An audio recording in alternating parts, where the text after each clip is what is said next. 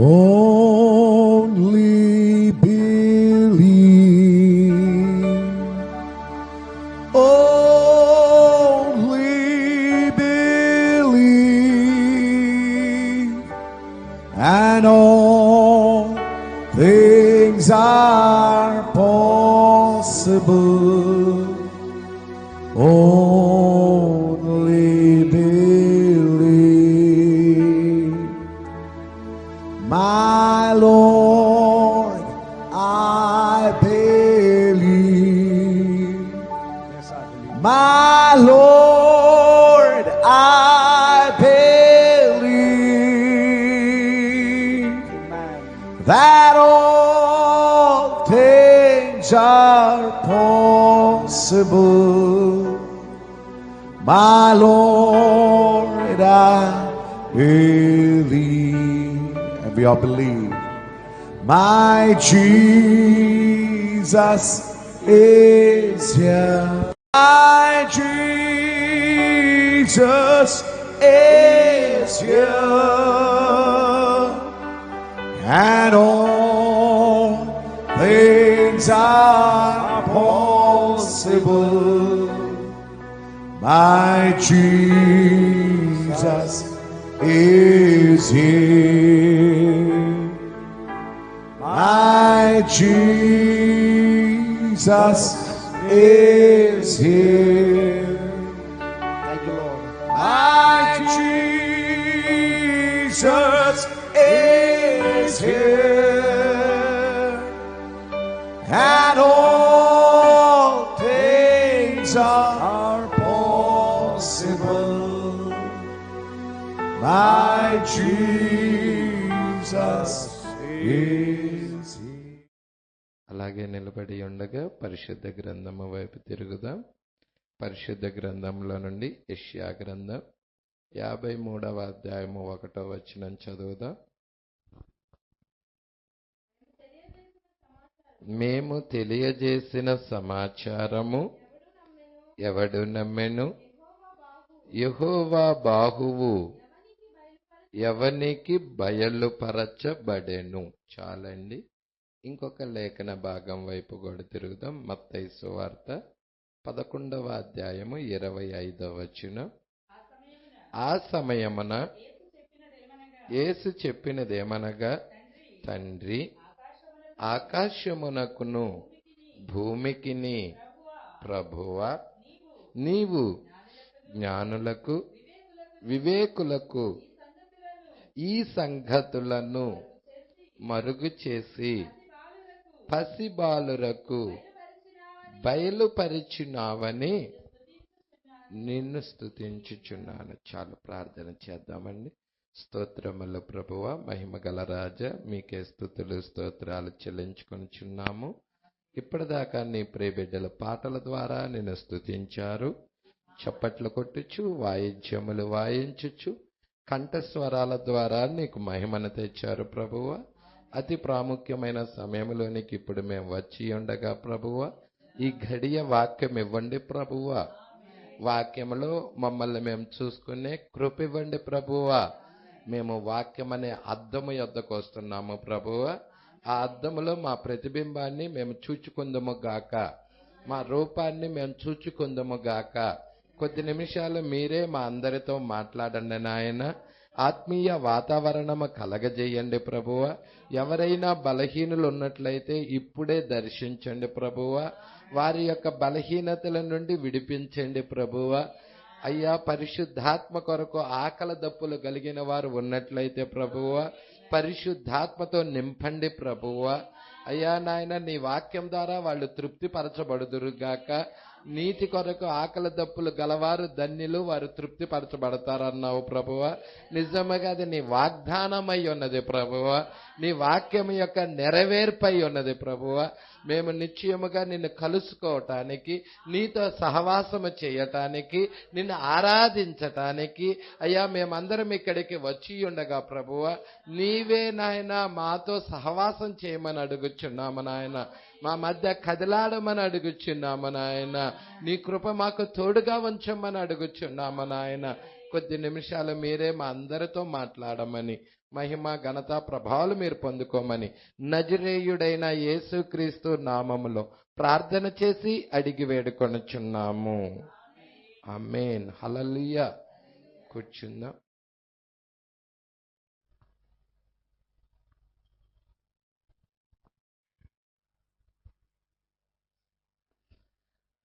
మరి సామాన్యతల్లో దేవుడు తను తాను మరుగుపరుచుకొని పిదప అందులోనే బయలుపరుచుకునుట వర్తమానము. మనం చివరి భాగానికి వచ్చాము. మరి ఈ రోజుతో ఆ వర్తమానం కంప్లీట్ కాబోతా ఉన్నది. మరి పోయిన వారమే కంప్లీట్ చేయాల్సింది, కానీ పోయిన వారం అది కంప్లీట్ చేయలేకపోయాం. ఈ వారంతో అది కంప్లీట్ అవుతుందని నమ్ముచున్నాను.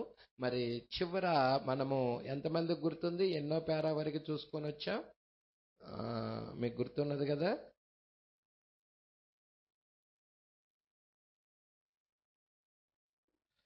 ఓకే ఓకే 420వ పేజీ వరకు చూసాము కదమ్మా, అంతే కదా? 420లో నాకు ఇంకను 3 లేక 4 పేజీలు కలవు. దానిని మనము వదిలివేయవలసిందే. మీకు వందనాలు. ఇంతవరకు మనం చూసుకున్నాము. Praise lord.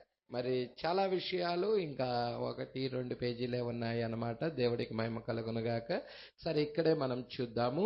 421వ పేరా నుండి మనం చూసుకుంటా వస్తున్నాము. దేవుడు సామాన్యతలో మరుగుపరచబడి ఉన్నాడు. హల్లెలూయా. ఎల్లప్పుడూ ఆది కాండము నుండి కూడా మనము చూసుకుంటా వస్తున్నట్టయితే దేవుడు సామాన్యతలో నోవాహులో దాక్కున్నాడు. అదొక దాగుడు మూతల ఆట ఎంతమందికి తెలుసు? హల్లెలూయా. దాక్కోవటం అన్నమాట. దేవుడు సామాన్యతలో ఒక సామాన్యమైన మనిషి లోపల ఉండి ఆ వ్యక్తిలో నేను ఉన్నాను అని రుజువు చేసుకోవటం అన్నమాట. Praise Lord. మరి మీరు చూడండి, ప్రవక్తల యొక్క శరీరాల్లో ఆయన ఉన్నాడు. మోషేలో ఆయన ఉన్నాడు, ఇర్మియాలో ఉన్నాడు, మరి దావీదులో ఉన్నాడు. మీరు చూడండి, దేవుడు సామాన్యతలో మరుగుపరచబడి ఉన్నాడు. మీరు చూచుట లేదా? ఎక్కడో ఏదో తప్పు జరిగినది. ప్రవక్త ఇక్కడ ఏమంటున్నాడు? ఎక్కడో ఏదో తప్పు జరిగినది. దేవుడు ఒక మాట ఏదైనా పలికినట్లయితే ఆయన అబద్ధమాడడు. హల్లెలూయా. ఆయన వాగ్దానము చేసి ఉన్నాడు. వాగ్దానం చేసిన దేవుడు నమ్మదగిన దేవుడు. ఆ వాగ్దానాన్ని ఆయన నెరవేర్చే దేవుడు. మరి మీరు చూడండి, అబ్రహాముతో ఆయన వాగ్దానం చేశాడు. ఏమని వాగ్దానం చేశాడో చెప్పండి? నీ సంతతి వారు తమది కాని పరదేశమందు 400 సంవత్సరములు వారికి దాసులుగా ఉంటారు. ఆ 400 సంవత్సరాలైన తర్వాత నేనే వారిని ఆ ఐగుప్తు బానిసత్వము నుండి, ఆ పరదేశము నుండి విడిపించి పాలు తేనెలు ప్రవహించు దేశానికి నడిపిస్తాను. దేవుడు వాగ్దానం చేశాడు. ఇంకా పుట్టలేదు. శారాకి కూడా బిడ్డలు పుట్టలేదు. ఇస్సాకు ఇంకా జన్మించలేదు. యాకోబు ఇంకా జన్మించలేదు. గోత్రకర్తలు ఇంకా పుట్టలేదు. పుట్టక ముందే వాక్యము వచ్చినది. నీ సంతతి వారు తమది కాని పరదేశమందు 400 ఏండ్లు అక్కడ దాసులుగా ఉంటారు. హల్లెలూయా. మీరు ఎంతమంది తెలుసు ఆదికాండం 15వ అధ్యాయంలో ఆ లేఖనం ఉన్నదని? దేవుడికి మహిమ కలుగునుగాక. ఆదికాండము 15వ అధ్యాయములో ఆ లేఖనం ఉన్నది. 400 సంవత్సరాల తర్వాత వారిని విడిపిస్తానని చెప్పాడు. హల్లెలూయా. అవునా అండి? ఈరోజు మరి మన గురించి కూడా దేవుడు అనేక లేఖనాలు, వాగ్దానాలు బైబిల్లో రాయబడి ఉన్నాయి. ఆయన వాగ్దానాన్ని నెరవేర్చే దేవుడు, వాగ్దానాన్ని జ్ఞాపకం చేసుకునే దేవుడు. Praise the Lord. మన గురించి కూడా ఉన్నాయా పాస్టర్ గారు? మన గురించి, మన కాలము గురించి కూడా ఉన్నది. యోవేలు ప్రవక్త ప్రవచించాడు. మరి గొంగల పురుగులు, మిడతలు, పసర పురుగులు, చీడ పురుగులు తినివేసిన ఆ సంవత్సరముల పంటను మీకు మరలా ఇత్తును. హల్లెలూయా. 4 దశలలో ఒకే పురుగు 4 దశలలో ఆ జీవ వృక్షాన్ని తింటా ఉన్నది. హల్లెలూయా. ఆ చెట్టుని తింటా ఉన్నది. ఆ వధువు వృక్షము అంతకుముందు ఇక్కడ పిక్చర్ ఉండేది, మరి ఇక్కడే ఉండేది. అది దేవుడికి భయము కలుగును గాక. 4 దశల్లో ఉన్న పురుగులు. హల్లెలూయా.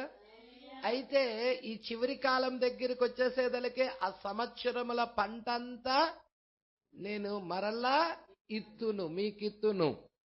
వాగ్దానమై ఉన్నది అది. మరి ఆ వాగ్దానాన్ని ఆయన జ్ఞాపకం చేసుకున్నాడా? మరి ఆయన ఇస్తానని చెప్పాడు, ఇచ్చాడా? మరి ఈ కాలంలో ఆ సంవత్సరాల పంటంతా వచ్చిందా? ఎంతమందికి తెలుసు అది వచ్చినదని? ఇంకా పంట కొరకు మనం ఎదురు చూడటం లేదు. ఆల్ రైట్, ఆ పంటను భుజిస్తున్నాం మనం, ఆ పంటను తింటున్నాం మనం, ఆ సంవత్సరాల పంటను తింటున్నాం. Praise the Lord. సంగమా, మీరు పట్టుకుంటున్నారు అనుకుంటున్నాను. దేవుడు ఇక్కడ అంటా ఉన్నాడు, వాగ్దానము, ఆయన అబద్ధమాడే దేవుడు కాడు. ఆయన వాగ్దానము చేసి ఉన్నాడు. చూసారా? ఆ వాగ్దానము చేసి ఉన్నాడు, దాన్ని ఆయన నెరవేర్చే దేవుడు. ఆ నెరవేర్పు కోసము అబ్రాహాముతో దేవుడు వాగ్దానం చేశాడు. ఆ నెరవేర్పు కోసము దేవుడు అక్కడ మరి 2 యుద్ధాల తర్వాత, ప్రైజ్ ది లార్డ్, 2 యుద్ధాల తర్వాత దేవుడికి మహిమ కలుగును గాక. అక్కడ మీరు చూస్తే విమోచకుడు వచ్చి ఉన్నాడు. హల్లెలూయా. మీరు చూడండి అక్కడ ఎంత కరెక్ట్ గా ఉందో చూడండి. నీడల్లో నీకు నీడ అర్థమైతే నిజ రూపం ఈజీగా అర్థమవుతుంది. పాస్టర్ గారు, మీరు నీడను చూపిస్తారు, నిజ రూపాన్ని ఎలా పోలుస్తున్నారు పాస్టర్ గారు? హల్లెలూయా. నిర్గమకాండములో ఏసేపు ఎరగని ఫరో వచ్చాడు. అక్కడ వచ్చాడా? మరి వారిని ఏం చేస్తా ఉన్నారు? వారి మీద ఒత్తిడి తీసుకొస్తున్నాడు. అది ఏంటి? యుద్ధములై ఉన్నాయి, అక్కడ చంపటమై ఉన్నది. మీరు చూస్తున్నారా? మగ పిల్లలందరినీ చంపండి. హల్లెలూయా. ఆడపిల్లనైతే బ్రతికించండి చెప్పాడమ్మా. అక్కడ ఒక ఒత్తిడి వచ్చినది. అదే విధముగా మనము చూస్తున్నాము, యూదులు స్వదేశానికి వెళ్లే ముందుగా, యూదులు విడిపించబడే ముందుగా అక్కడ ఒక ఒత్తిడి మొదటి నిర్గమంలో వచ్చినట్లయితే, ఇప్పుడు 3వ నిర్గమంలో కూడా ఒక ఒత్తిడి ఉన్నది. హల్లెలూయా. మొదటి 2 ప్రపంచ యుద్ధాలు, 2 అయ్యోలు, వారికి ఒత్తిడి అన్నాడు ప్రవక్త. హల్లెలూయా. ఆ యుద్ధాలు, ఆ యొక్క 2 అయ్యోలు, మొదటి అయ్యో, 2వ అయ్యో, వారిని ఎక్కడికి తీసుకొని వెళ్తా ఉన్నాయంటే, వారిని స్వదేశానికి తీసుకెళ్తా ఉన్నాయి. ప్రపంచానికి చెల్లాచెదురైన వారు తిరిగి వాగ్దాన దేశానికి వెళ్తున్నారు. హల్లెలూయా. మరి వీళ్ళు కూడా 400 సంవత్సరాలు పరదేశమందు ఉన్న వీరు కూడా తిరిగి మరలా వాగ్దాన దేశానికి వెళ్తున్నారు. అక్కడ మోషే వచ్చాడు, విమోచకుడు. హల్లెలూయా. మీకు తెలుసా, మరి 3వ నిర్గమంలో ఒక విమోచకుడు మోషే వచ్చినట్లయితే, హల్లెలూయా, మరి ఇజ్రాయెల్ ప్రజల దగ్గరికి వారిని వాగ్దాన దేశంలోకి తీసుకొని వెళ్ళటానికి ఈ చివరి కాలములో 2 ప్రవక్తలు వస్తున్నారు వాళ్ళ దగ్గరికి. హల్లెలూయా. యూదుల దగ్గరికి. ఎవరు వాళ్ళిద్దరు? మోషే, ఏలీయాలు. పాస్టర్ గారు, మొదటి నిర్గమంలో యూదుల దగ్గర ఏం జరుగుతుందో చెప్తున్నావు, 3వ నిర్గమంలో యూదుల దగ్గర ఏం జరుగుతుందో చెప్తున్నావు. అయితే మన గురించి ఏంటి ప్రణాళిక? వారికి ఏం జరుగుతున్నదో మనకు అదే జరుగుతున్నది. Praise the Lord. మనము కూడా విడిపించబడ్డాం. మనం కూడా విడిపించబడ్డామా? మరి ప్రపంచానికి వెళ్ళిన యూదులు ఎలాగ వారి వాగ్దాన దేశానికి వచ్చారో, హల్లెలూయా, ఆ 2 యుద్ధాల తర్వాత మనము కూడా 2 యుద్ధాల తర్వాత మరి ఆయా మత శాఖల్లోకి చెల్లాచెదురైన ఆయన వధువు కూడా తిరిగి గ్యాదర్ అవుతా ఉన్నది. ఎక్కడికి గ్యాదర్ అవుతుందయ్యా అంటే వాక్యము చెంతకి, వాక్యము ఎద్దకి గ్యాదర్ చేస్తా ఉన్నాడు.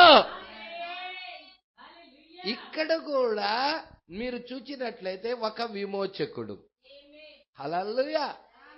మరి ఇశ్రాయేలు బానిసత్వము నుండి విడిపించడానికి మోషే అన్న ఒక విమోచకుడు వచ్చినట్లయితే, ఈ కాలంలో లవోదికీయ అన్న బానిసత్వము నుండి విడిపించడానికి కాల ప్రవక్త విలియం మ్యారియన్ బ్రనహాం అన్న ఇంకొక ఆయన దిగొచ్చాడు అన్యజనుల దగ్గరికి. ఆ మోషేలోకి బలిష్ఠుడైన దూత వచ్చినట్లయితే ఆ విలియం మ్యారియన్ బ్రనహాం గారిలో కూడా బలిష్ఠుడైన దూత వచ్చాడు.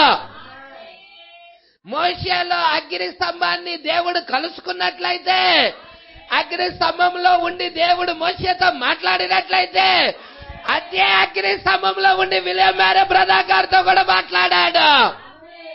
మోషేకి 2 సూచనలు ఇచ్చినట్లయితే అదే దేవుడు విలియం మ్యారియన్ బ్రనహాం గారికి కూడా 2 సూచనలు ఇచ్చాడు.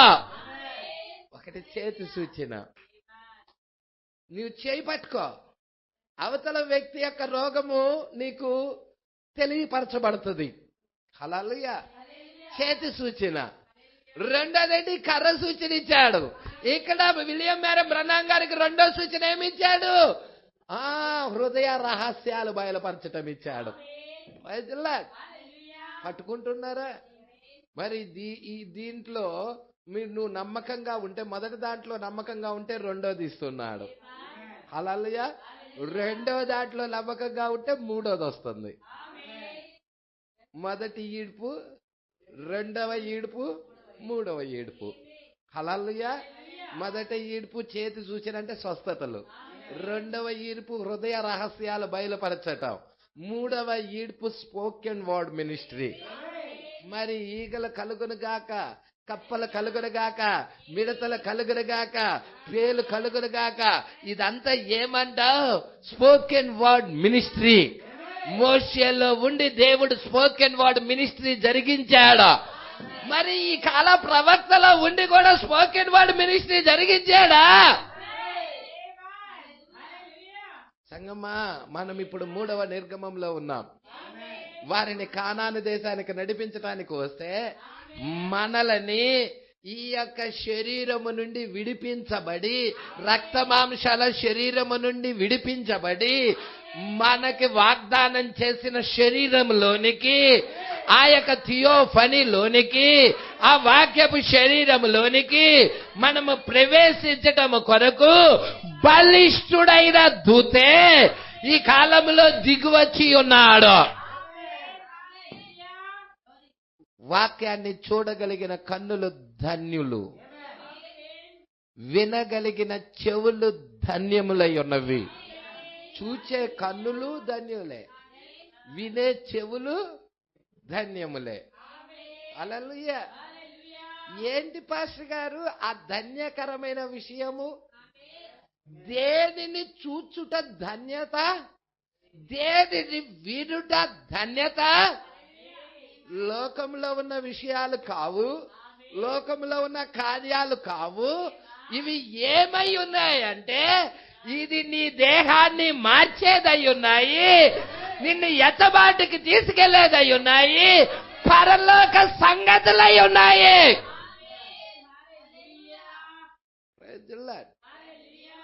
మరి మనము మొన్నటి కాల సమయంలో బుధవారం ఆ వ్యక్తి పేరు ఎంతమంది గుర్తించుకున్నారు? హల్లెలూయా. ఆ వ్యక్తి పేరు ఎంతమందికి గుర్తున్నది? అతడు అనేక భాషలు మాట్లాడగలడు. రాష్ట్రపతి దగ్గర దౌత్య కార్యాలయము జరిగిస్తున్న వ్యక్తి. అతడి పేరు రోవే. అంతే కదా? హల్లెలూయా. మరి అనేక భాషలు వచ్చు, కానీ ఈ భాష రావటానికి, ఈ భాష కావాలంటే ఆ భాషల ద్వారా ఇది తెలుసుకోలేమన్నాడు, ఇది అర్థం కాదన్నాడు. మరి ఇది పరలోకపు భాష అయి ఉన్నదన్నాడు, ఇది పరలోకపు ప్రత్యక్షత అయి ఉన్నది. మరి అయ్యా, నేను చదువుకున్నాగా నాకెందుకు అర్థం కాదు? నువ్వు అక్షరాన్ని చదవగలవేమో, కానీ అది నీకు అర్థం కాదు. రోవే చెప్పాడు. హల్లెలూయా. పరిశుద్ధాత్మ నన్ను తాకినది. పరిశుద్ధాత్మ ఎప్పుడైతే నన్ను తాకినదో నాకు అనేక భాషలు వచ్చు, అయినా కానీ ఈ భాష నాకు రావటానికి పరిశుద్ధాత్మ పరలోకము నుండి ఒక భాష కావాల్సి వచ్చింది.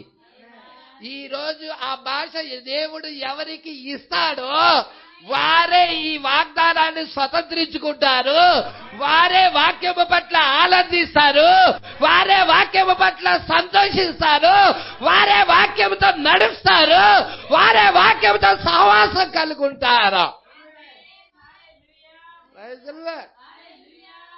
ఆ పరలోకపు భాష అర్థం కాకుండా ఆ వ్యక్తి దేవుణ్ణి సంతోష పెట్టలేడు. మీరు ఆ మాట మీరు వినే ఉంటారు. మనము సాక్షులుగా ఉండాలి అంటే మొదటిగా మనము పరిశుద్ధాత్మతో నింపబడాలి. మోరంపూడి వర్తమానము సువార్త కూడికలో దేవుడు మాట్లాడాడు. పరిశుద్ధాత్మ లేకుండా ఏ వ్యక్తి క్రీస్తుకు సాక్షిగా ఉండలేడు. ఇంపాసిబుల్. పరిశుద్ధాత్మ లేకుండా ఏ వ్యక్తి దేవుణ్ణి సంతోష పెట్టలేడు, క్రీస్తుకు సాక్షిగా ఉండలేడు. అందుకే అగ్ని బాప్తిజం మనకు అవసరం అయ్యున్నది. హల్లెలూయా. మనలని కూడా దేవుడు జ్ఞాపకం చేసుకున్నాడు. Praise the Lord. మరి ఆయా మత శాఖల్లోకి వెళ్ళి బానిసలుగా ఉంటున్న మనలని దేవుడు జ్ఞాపకం చేసుకొని తగిన కాలములో, నిర్ణయ కాలములో నేను శారాను దర్శిస్తానని ఏ దేవుడైతే అబ్రహాము దగ్గర వాగ్దానం చేశాడో అదే దేవుడు అబ్రహాము రాజ సంతానమైన మన దగ్గర కూడా దర్శించడానికి, నిర్ణయ కాలంలో దర్శించడానికి పరలోక సింహాసనాన్ని వదిలిపెట్టి దేవుడే మానవ శరీరంలో వచ్చాడు.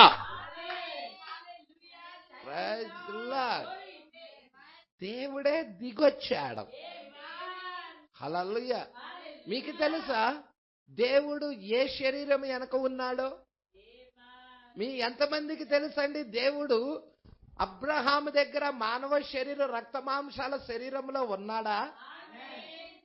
మీరు చూడండి, 14వ అధ్యాయములో మెల్కీషెదకుగా వచ్చాడు. ఆయనకి తల్లి లేదు, తండ్రి లేదు, వంశావళే లేనివాడు. అదే మీరు చూచినట్లయితే హల్లెలూయా 18వ అధ్యాయం దగ్గరికి వచ్చేదలికే రక్త మాంసాల శరీరంలో వచ్చాడు. Praise the lord.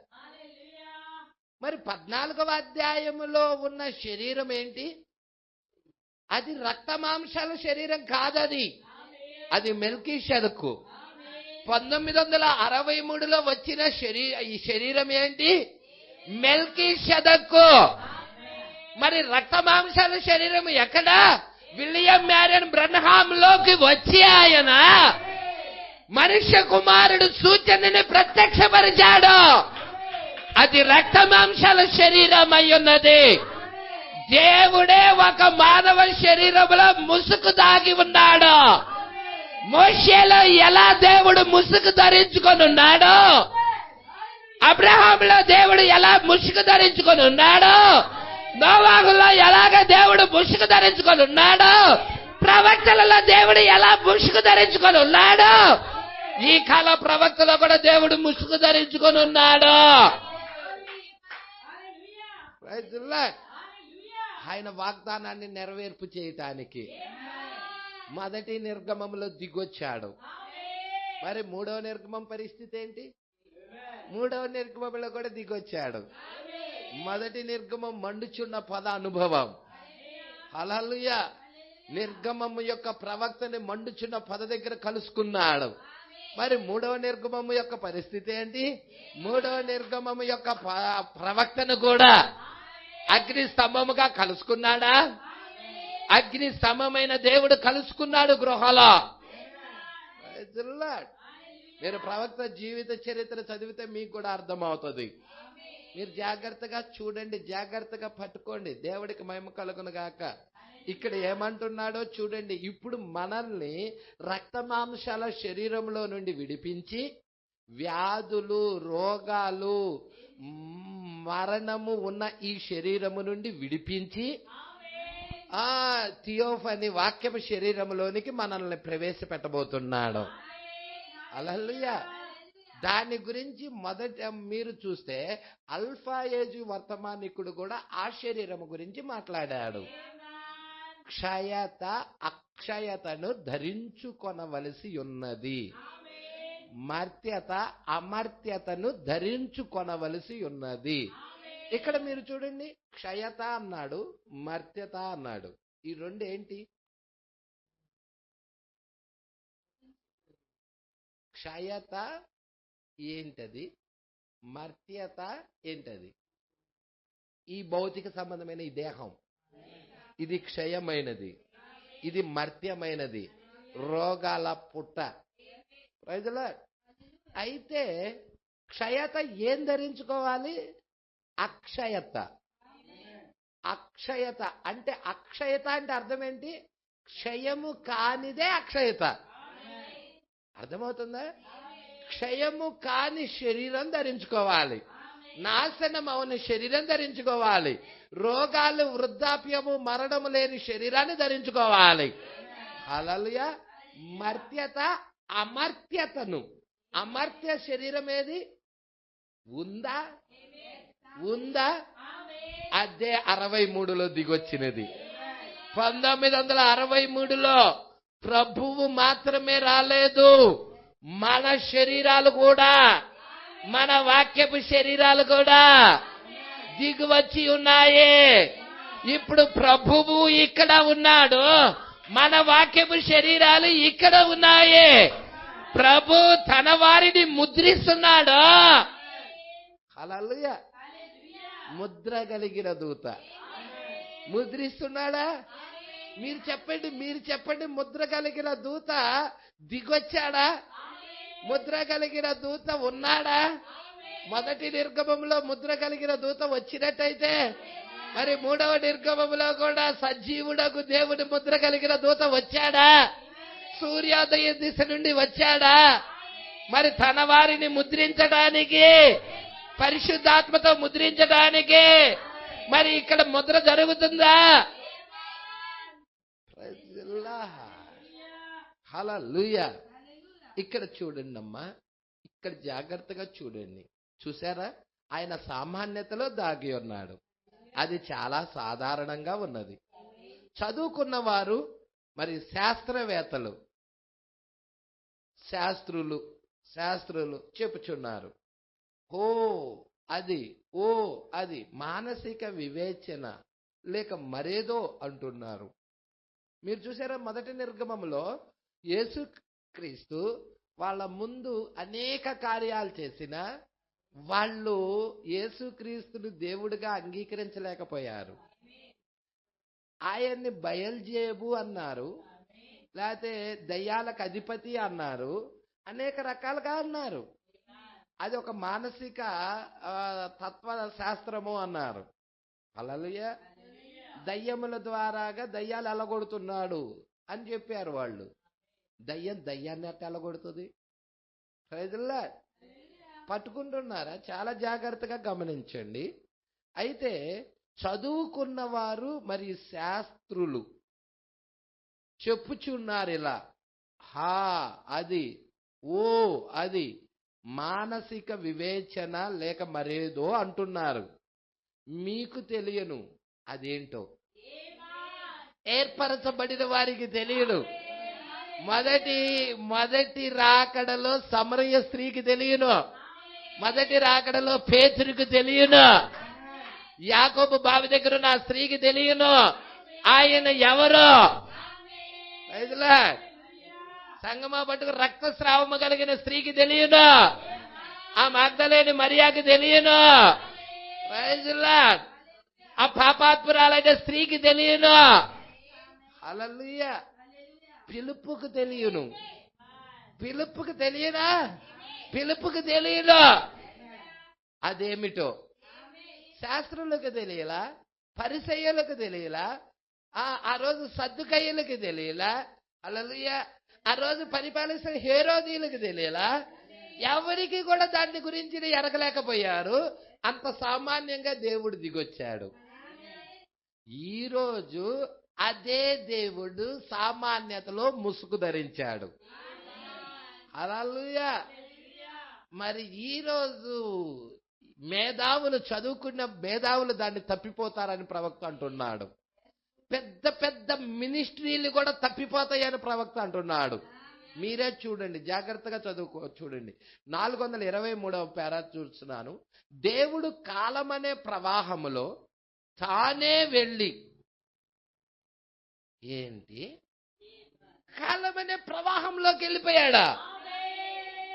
ఆయన బిడ్డలు కాలంలోకి పడ్డారు. పాపము జరగటం ద్వారా ఆయన బిడ్డలు నిత్యత్వంలో నుండి కాలంలో పడ్డారు. ఇప్పుడు ఆయన బిడ్డలని అనాథులుగా విడవటం లేదు. ఆయన బిడ్డలు కాలంలో ఉన్నారు కాబట్టి నిత్యత్వంలో ఉన్న దేవుడు కాలమనే ప్రవాహంలోకి ఆయన బిడ్డలతో సహవాసం చేయడానికి ఆయన దిగొస్తా ఉన్నాడు. ఆది కాండము నుండి ప్రకటన గ్రంథము వరకు ఆయన బిడ్డల్ని ఎక్కడ వదిలిపెట్టాడో చెప్పండి. ఎక్కడ ఆయన అనాథులుగా వదిలిపెట్టాడో చెప్పండి. తల్లి తన బిడ్డను విడిచినా విడవచ్చు. ప్రజల్లా నిజమండి. మీరు పేపర్లో చూస్తున్నారో లేదో, బిడ్డ పుడితే బిడ్డకి విషమిచ్చి చంపుతున్న తల్లులు ఉన్నారు. హల్లెలూయా. బిడ్డని తీసుకెళ్లి ఆ యొక్క పెద్ద నదిలో పడేస్తున్న తల్లులు ఉన్నారు. పుట్టిన తర్వాత మరి ఆ బిడ్డని చెత్త కుప్పలో వేసిన తల్లులు ఉన్నారు. అందుకే తల్లి తన బిడ్డను మరిచినా మరవచ్చు, కానీ నేను మాత్రం మేడవను. నేను మరిచే దేవుడిని కాదన్నాడు ఆయన. సంగమ పట్టుకుంటున్నారా? ఈ విషయాలు జాగ్రత్తగా పట్టుకుంటున్నారు అనుకుంటున్నాను. ఇప్పుడు దేవుడు కాలం అనే తెరలోకి దిగొచ్చాడు. ఆయన బిడ్డ పాపంలో ఉండినప్పుడు ఆ పాపము నుండి విడిపించడానికి దేవుడే కాలంలోకి వచ్చాడు. హల్లెలూయా. దేవుడు కాలం అనే ప్రవాహంలో తానే వెళ్ళి మీకు మీ జీవములో, మీ జీవితములో ఏమి జరిగినదని, హల్లెలూయా, ఇది నీకు కావాలంటే పరిశుద్ధాత్మ లేకుండా ఎవడన్నా చెప్పమనండి. మీకు మీ జీవితంలో ఏమి జరిగినదని, మీరు ఈ దినమున ఏమై ఉన్నారని, రానున్న దినాలలో మీరెట్లా ఉంటారని మీకు చెప్పగలడు. Praise the lord. కాలం అనే తెరలోకి ఆ దేవుడు వచ్చి మీరేమై ఉన్నారో, మీరు గతంలో ఏమై ఉన్నారో, ప్రస్తుతం ఏమై ఉన్నారో, ఫ్యూచర్లో మీరు ఏం కాబోతున్నారో అన్ని చెప్పగలడు. ఆ దేవుడు చెప్పగలడు. Praise the lord.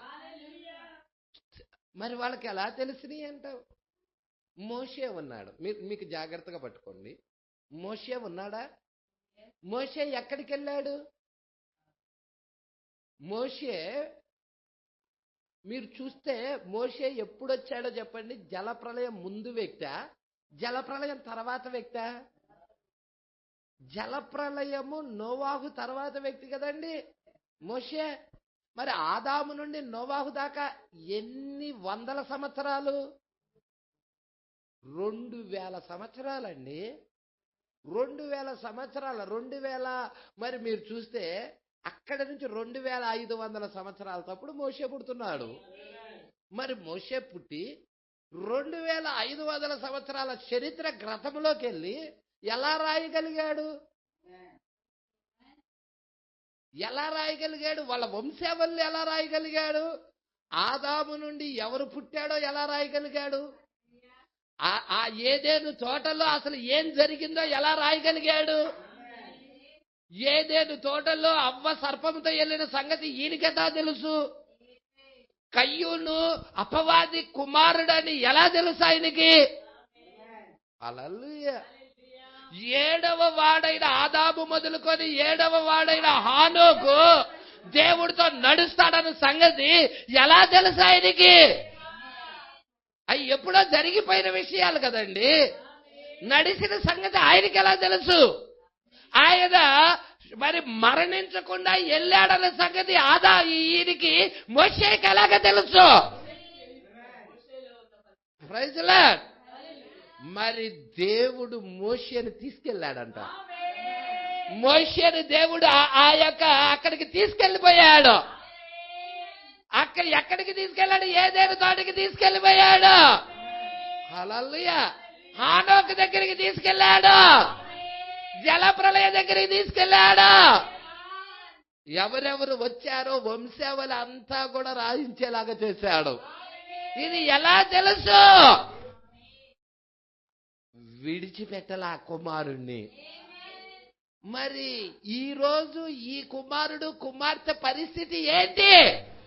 మోషేనే దేవుడు విడిచిపెట్టకపోతే, మోషేతోనే దేవుడు కదిలాడినట్లయితే, మోషే దగ్గరికి దేవుడు దిగొచ్చినట్లయితే మరి మన పరిస్థితి ఏమిటి? హల్లెలూయా.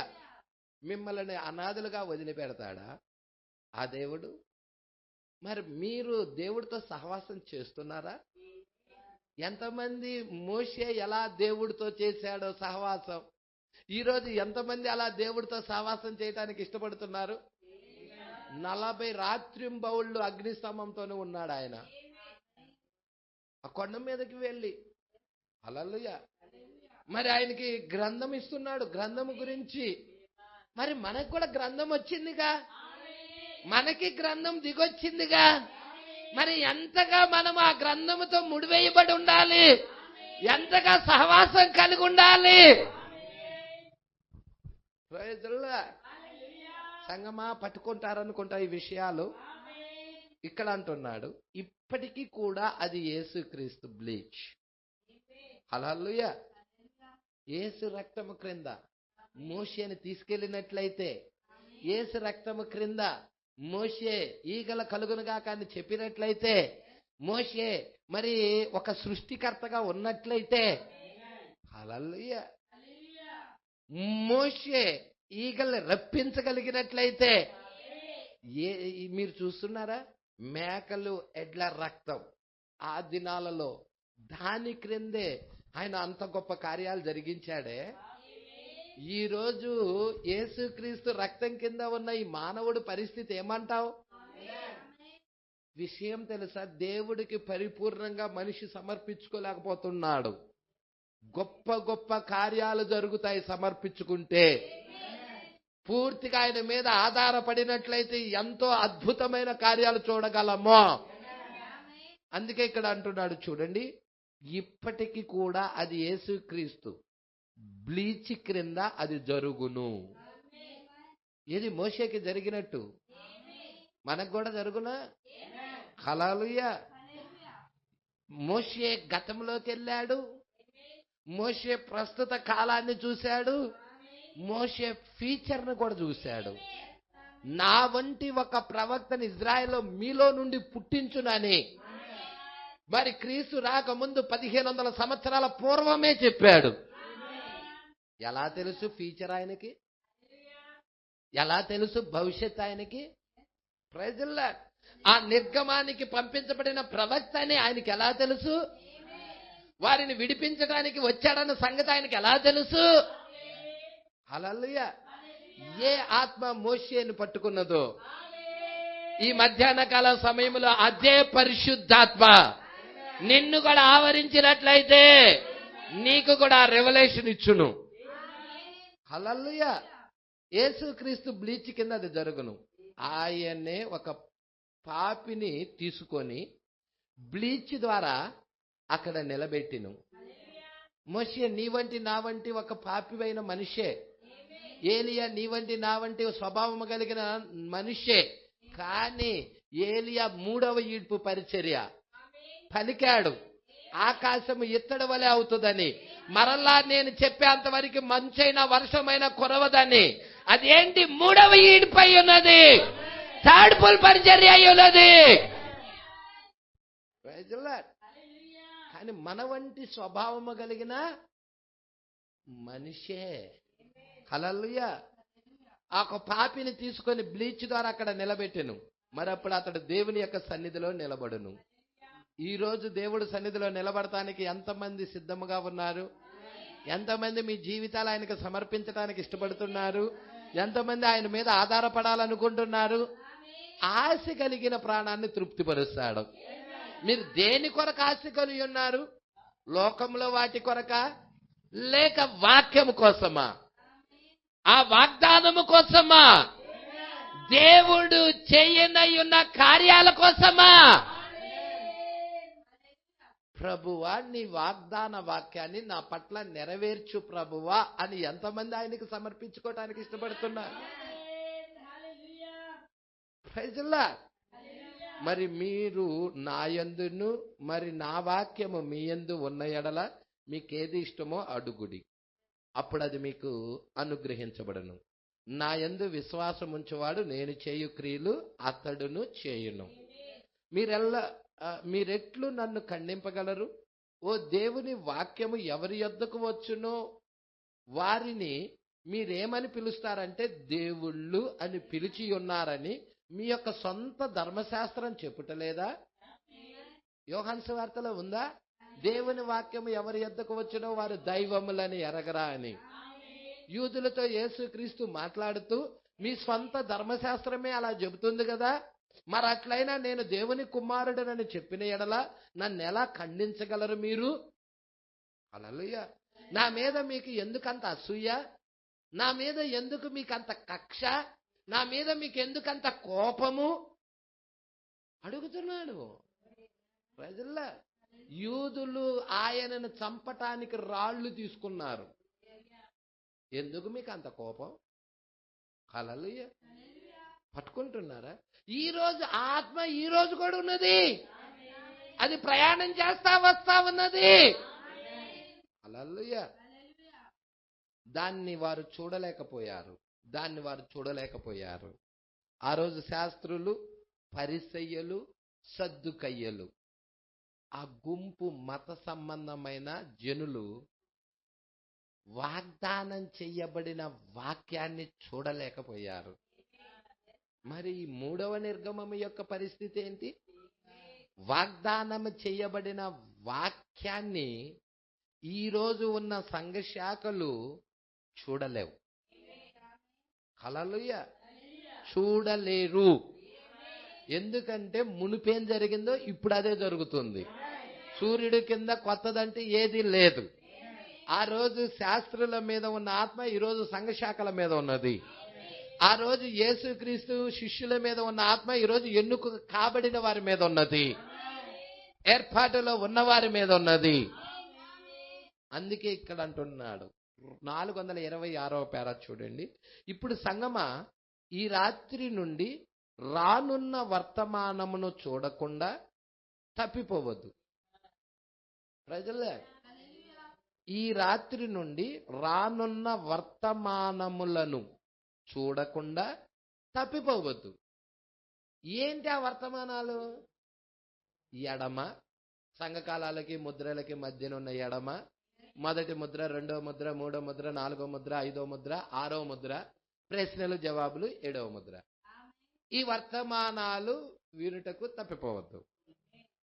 చూడకుండా ఉండొద్దు. మీరు ఆ వర్తమానాలు మీరు చూడాలి, మీరు వినాలి. మనము జీవించుచున్న దినమును చూడండి.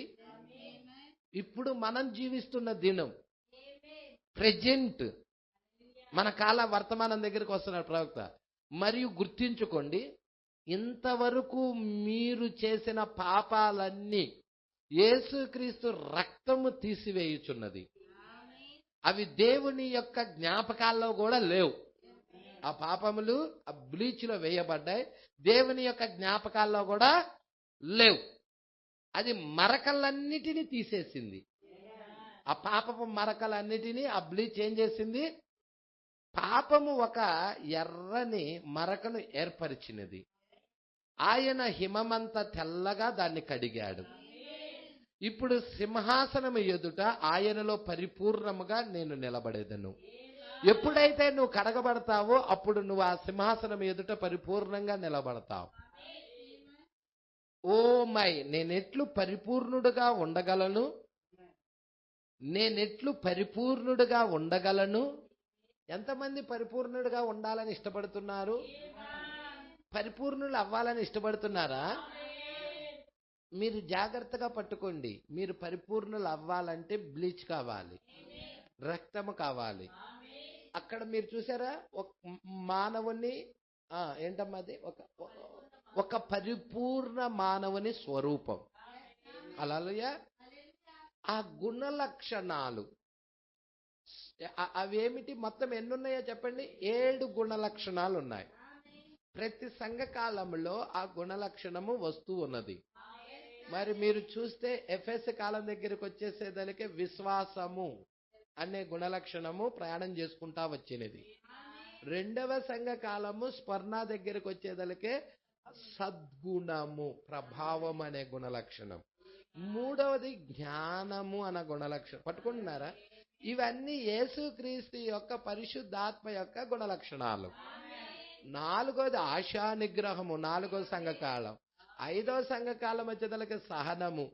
6వ సంఘకాలం వచ్చేసేదలకి దైవభక్తి. 7వ సంఘకాలము సహోదర ప్రేమ. ఇప్పుడు 7వ సంఘకాలం దగ్గరే ప్రేమ దిగొచ్చింది.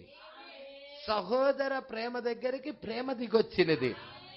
ఎందుకు? వీళ్ళు సహవాసం చేయటానికి. ప్రేమ తలరాయి అయి ఉన్నది, ప్రేమ దేవుడై ఉన్నాడు. సంఘము సహోదర ప్రేమతో నింపబడినట్లయితే ఆ దేవుడు ఈ సంఘముతో సహవాసం చేస్తాడు. సంఘము తోడేలు స్వభావము కలిగి ఉన్నదనుకో, పావురము తోడేలు మీద వాలదు. పావురము వాలాలంటే గొర్రె పిల్ల మీద వాలుతుంది. అందుకే ప్రవక్త అన్నాడు, సంఘము మరి దాని స్థితి అనే వర్తమానము చదవండి. పావురము గురించి, గొర్రెపిల్ల గురించి చక్కగా చెప్తాడు. దేవుడికి మహిమ కలుగునుగాక. ఓ రక్తం అనే మీరు చూస్తున్నారా? నేనెట్లు పరిపూర్ణుడిగా ఉండగలను? రక్తము వలననే. మీరు చూస్తున్నారా? రక్తం ద్వారా నువ్వు పరిపూర్ణతలోకి వెళ్తున్నావని ఎంతమందికి తెలుసు? ఇప్పుడు రక్తం అంటే బయట ఆ కల్వరిలో నేల మీద కార్చినది కాదండి. 7 సంఘ కాలాలలో 7 దూతలు తీసుకొచ్చిన వర్తమానమే రక్తమై ఉన్నది. పట్టుకుంటున్నారా అండి? సిలువలో యేసయ్య రక్తము చిందించాడు. ఆ రక్తము నన్ను కడుగుతుంది. నిజమే, యేసయ్య రక్తం చిందించాడు.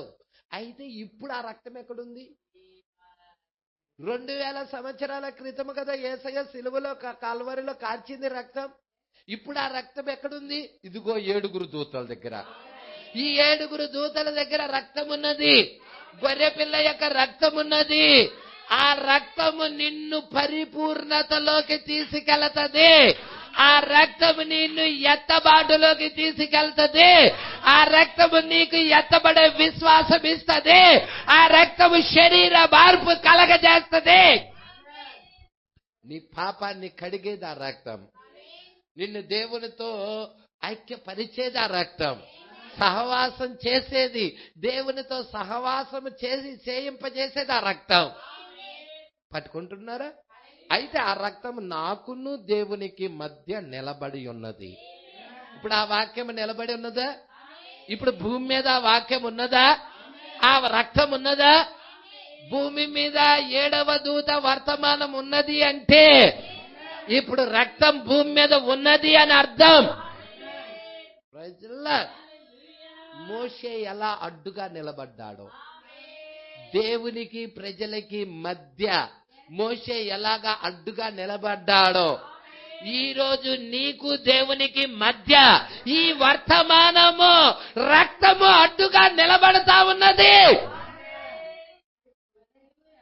ఈ వర్తమానాన్ని చూసి నేను ఇంకా చంపటల్లా, లేకపోతే ఈ రక్తం ఎప్పుడైతే తీసివేయబడతదో అన్ని జనుల దగ్గర నుండి, అప్పుడు గొర్రెపిల్ల ఉగ్రత వస్తుంది. అప్పుడు ఏది నిన్ను ఆపలేడు.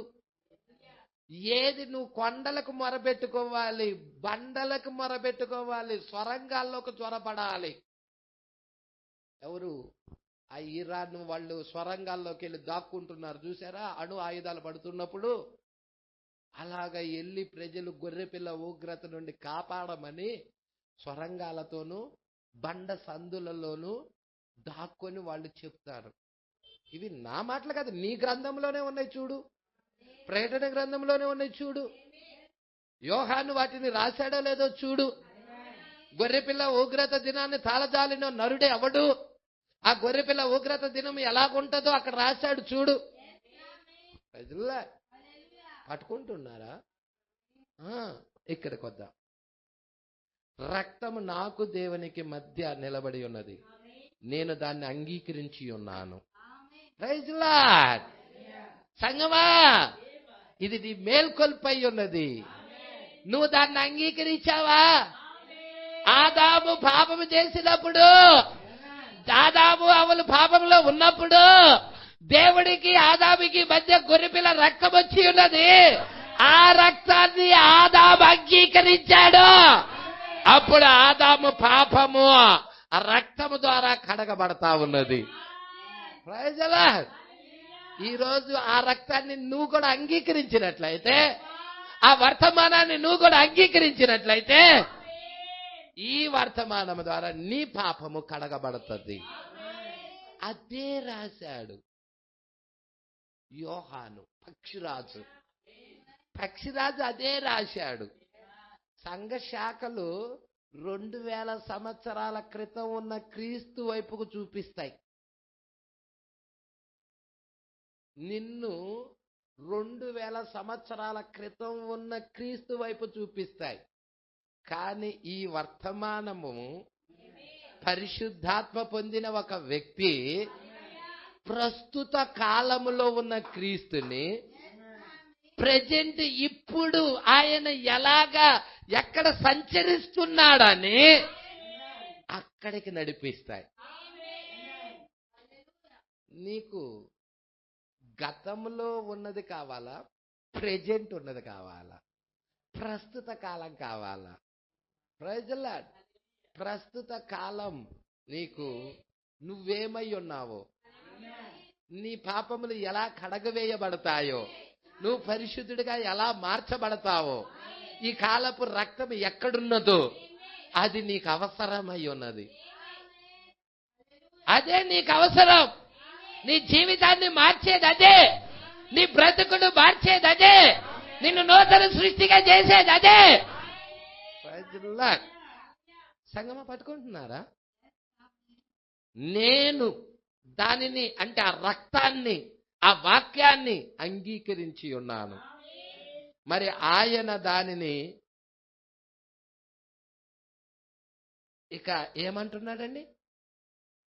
ఆయన దానిని వేసి, హల్లెలూయా, ఎప్పుడైతే నువ్వు ఆ రక్తాన్ని అంగీకరించావో, హల్లెలూయా, ఎప్పుడైతే నీవు ఆయన అంగీకరించావో, మరి ఆయన దాన్ని వేసేసేస్తా ఉన్నాడు. బ్లీచ్ని ఏమేస్తున్నాడు? బ్లీచ్ని. హల్లెలూయా. మీకు తెలుసా హేబేలు యొక్క రక్తము మొర పెడుతుందని? హల్లెలూయా. రక్తము మొర పెట్టిద్దా పాస్టర్ గారు? అక్కడ కయ్యూను దగ్గర మాట్లాడాడు. దేవుడు అన్నాడు, కయ్యూను, నీ తమ్ముడైన హేబేలు ఎక్కడా? నేనేమన్నా నా తమ్ముడికి కావలవాడినా?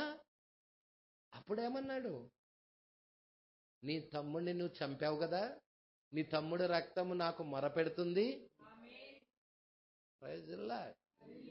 మరి చూసారా, మృగపు ముద్ర కయ్యూని మీద వేసేసాడు దేవుడు. హల్లెలూయా. నేనొక పాపిని, అయితే ఆయన దేవుడు. అయితే పాపమును చంపు రసాయనము నాకు మధ్యన నిలబడి ఉన్నది. ఆ పాపాన్ని చంపే రసాయనం. హల్లెలూయా. ఇప్పుడు చూస్తున్నారా, నీకు దేవునికి మధ్య ఆ రక్తం ఎలాగ నిలబడినదో, ఆ రక్తములోనే పాపాన్ని చంపే రసాయనం ఉన్నది. కావున బ్లీచ్లో ఉండు తెల్లని నీళ్ల వలె దేవుడు నిన్ను తెల్లగా చూచును. నా పాపం పోయింది. ఇక అది ఆయన యొద్దకు పోనే పోదు. ఇక పాపం ఇక దేవుడి దగ్గరికి వెళ్ళదు. ఎందుకంటే ఇక్కడే నేను కడగబడ్డాను, భూమి మీదే నేను కడగబడ్డాను. అనగా అక్కడొక బలి అర్పించబడి ఉన్నది. ఆ బలిని నేను అంగీకరించాను, ఆ బలిని నేను స్వీకరించాను. ఆ రక్తము నన్ను కడిగి ఉన్నది, నా పాపపు మరకలన్నిటిని తీసేసి ఉన్నది, నన్ను పరిశుద్ధుడిగా చేసి ఉన్నది. ఆ రక్తముతో ఇప్పుడు నేను సావాసం చేస్తున్నాను. ఆ రక్తము నన్ను నీతిమంతుడిగా మార్చినది. ఆ రక్తమే నన్ను పరిశుద్ధుడిగా చేసినది. Praise the lord. సామాన్యమగు దేవుని వాక్యము నమ్ము విశ్వాసము మనకెక్కడ ఉన్నది? దేవుడు ఏం చెప్పాడు? ఆయన వాక్యాన్ని బట్టి ఆయన గైకొనండి. హల్లెలూయా. ఆయన యేసు ఏమన్నాడో తెలుసా? మీరు నన్ను నమ్మకపోయినా నేను చేయుచున్న క్రియలు నేను ఎవరా అన్నది సాక్ష్యం ఇస్తున్నాయి. హల్లెలూయా. పరిచర్య చూడండి అంటున్నాడు. పరిచర్య మరి చూసి ఆ పరిచర్య నేను ఎవరా అనేది సాక్ష్యం ఇస్తున్నది అనేసి అన్నాడు. Praise the Lord. ఇప్పుడు అంటున్నాడు ఆయన వాక్యాన్ని బట్టి ఆయన గైకొనండి. ఇప్పుడు విధేయులైన ఒక చిన్న గుంపు ఉన్నది దేవుడికి. ఆ రోజుల్లో లోబడిన గుంపు, భూమి మొత్తం మీద ఒక చిన్న గుంపు. హల్లెలూయా.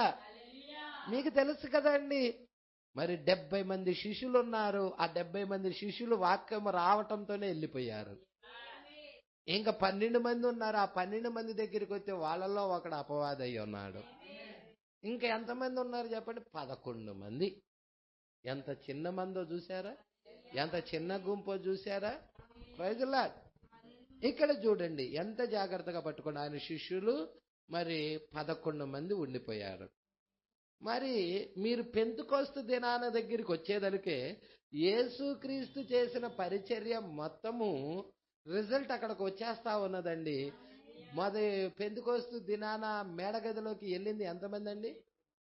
120 మంది కనిపెడతానికి వెళ్ళారు వాళ్ళు.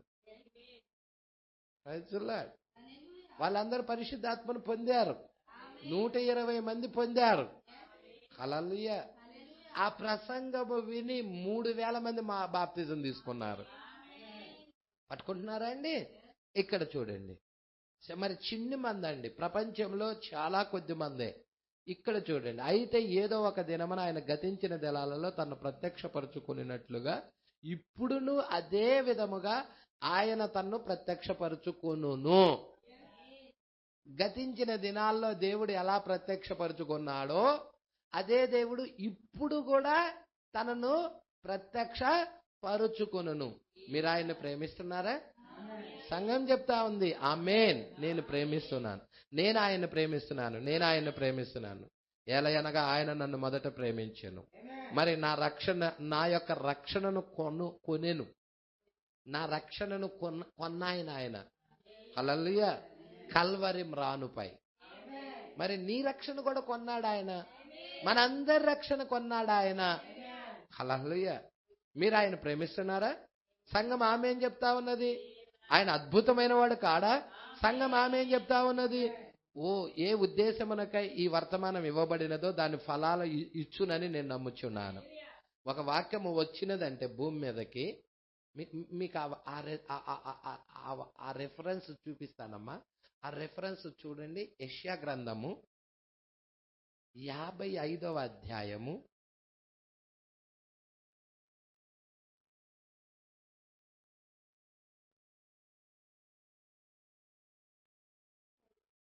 10వ వచనం. వర్షము హిమము ఆకాశము నుండి వచ్చి అక్కడికి ఎలాగూ మరలక. పట్టుకుంటున్నారా? అంటే దేవుడికి ఒక ఉద్దేశం ఉంది. వర్షము భూమి మీదకి దేవుడు పంపిస్తున్నాడంటే అది ఊరికే రావటల్లా, ఒక ఉద్దేశం ఉంది. మరి తొలకరి వర్షము కడవరి వర్షము ఈ కాలంలో దేవుడు పంపించాడంటే దేవుడికి ఒక ఉద్దేశం ఉంది. అవునా కాదా? ఇక్కడ ఏమంటున్నాడు? జాగ్రత్తగా చదువు. వర్షమును హిమమును హిమం అంటే ఏంటి? మంచు అండి. పట్టుకుంటున్నారా? ఆకాశము నుండి వచ్చి అక్కడికి ఎలాగూ మరలక. అంటే ఆకాశము నుండి వచ్చి ఊరికే అక్కడికి వెళ్ళిపోవు ఎమ్మటే. భూమి మీదకి వచ్చి ఎమ్మటే వెళ్ళిపోవు. అవి ఉద్దేశం చెప్తున్నాడు ఇక్కడ. భూమిని తడుపుతున్నాయి అవి. మరి ఇక్కడ కూడా కొన్ని భూములు ఉన్నాయి. ఈ శరీరము కూడా భూమిలో నుండి వచ్చిందే. ఇది కూడా భూమే. కడవరి వర్షం తడుపుతుంది. ఈ భూమిని కూడా తడుపుతా ఉన్నది. ఎవరిలోనో దేవుడు కొన్ని విత్తనాలు వేశాడు. మీకు తెలుసా? పరిశుద్ధాత్మ గురుగుని గోధుమగా చేయదు. ఏమండి? వర్షం ఏమన్నా గురుగు విత్తనాన్ని గోధుమ విత్తనంగా చేసిద్దా? చెప్పండి. గురుగు విత్తనాన్ని గోధుమ విత్తనంగా వర్షము గాని సూర్యుడు గాని చెయ్యడు. హల్లెలూయా. వర్షం అంటే పరిశుద్ధాత్మే. నీతి సూర్యుడు అంటే యేసుక్రీస్తే. గురుగు గురుగే, గోధుమ గోధుమే. అయితే వర్షము యొక్క మెయిన్ కాజ్ ఏంటంటే, ఆ వర్షం ఎందుకు వస్తుందయ్యా అంటే ఆ విత్తనాన్ని ఎదిగింపజేయటానికి. ఆ విత్తనములోనున్న విత్తనాన్ని ఎదిగింపజేయటానికి. నీ లోపల దేవుడు వాక్యం అనే బీజము ఉంచాడనుకో, అది ఎదిగింపజేస్తా ఉంటది. ఈ వర్షము ఎదిగింపజేస్తా ఉంటది. ఈ వర్తమానము నిన్ను ఎదిగింపజేస్తా ఉంటది. నీ లోపల ఉన్న గురుగును గోధుమగా మార్చదు. అర్థమవుతుందా అండి? ప్రవక్త మరి పెంతెకోస్తు కూటానికి వెళ్ళినప్పుడు వాళ్ళు భాషలు మాట్లాడుతూ ఉన్నారు. హల్లెలూయా. భాషలు మాట్లాడుతూ ఉండి ఎమ్మటి ఇంకొకళ్ళు దానికి అనువాదం చెప్తా ఉన్నారు. ప్రవక్త ఎంత త్వరగా బైబిల్ తీయాలో అంత త్వరగా బైబిల్ తీసి అది కరెక్టా కాదా చూస్తే కరెక్టే. ఇద్దరి మీద ఆత్మ వచ్చింది.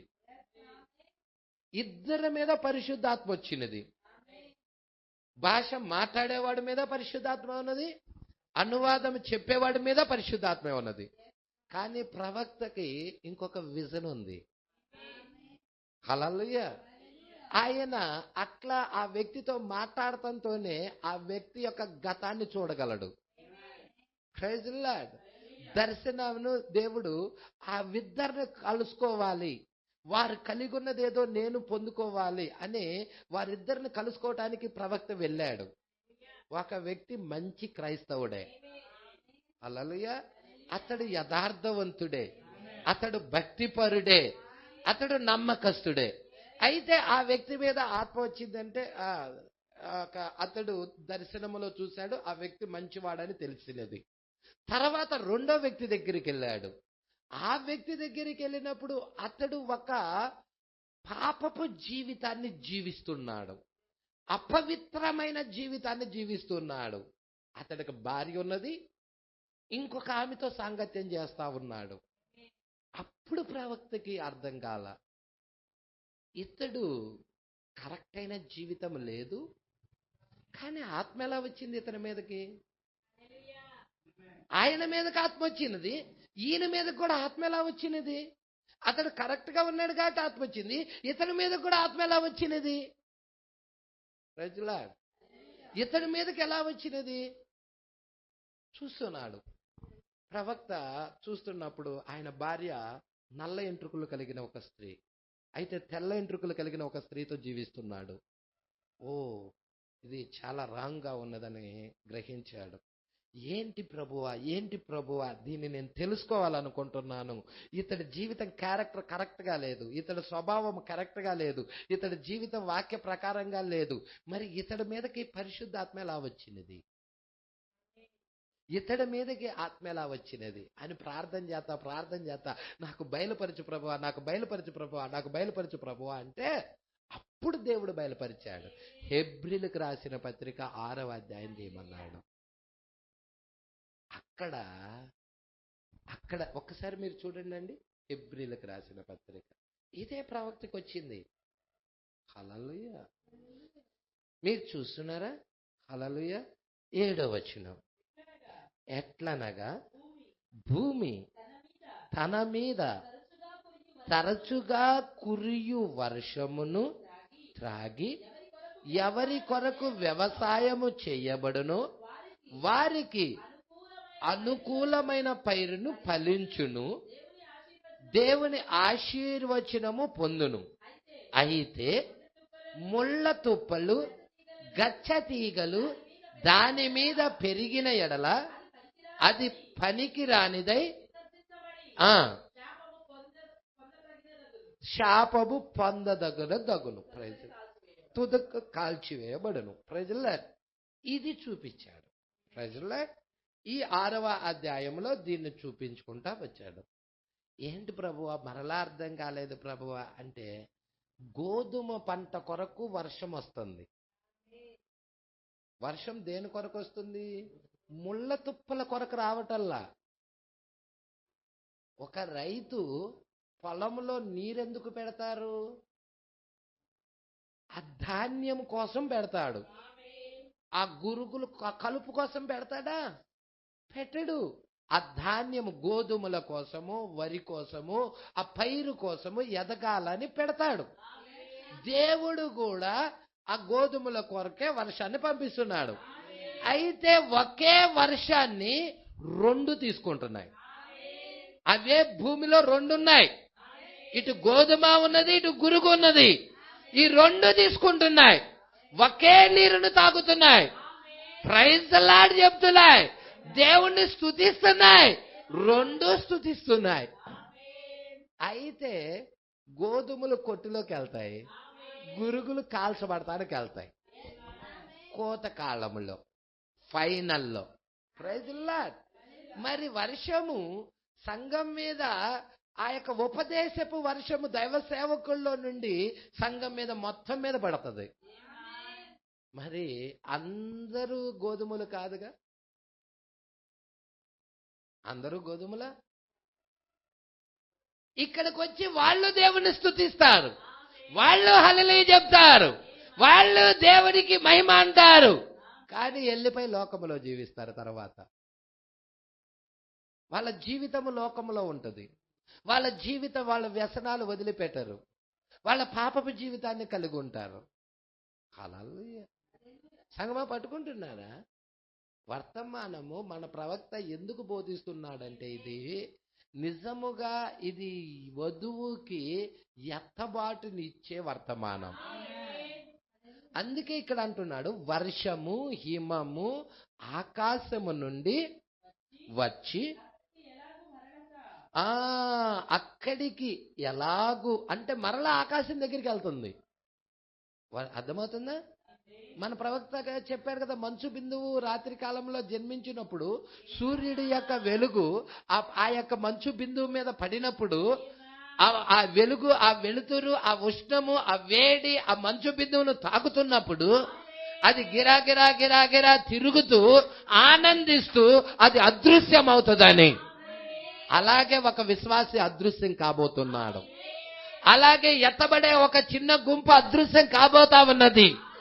మరి నీతి సూర్యుడు ఈమె మీద ప్రకాశిస్తా ఉన్నాడు.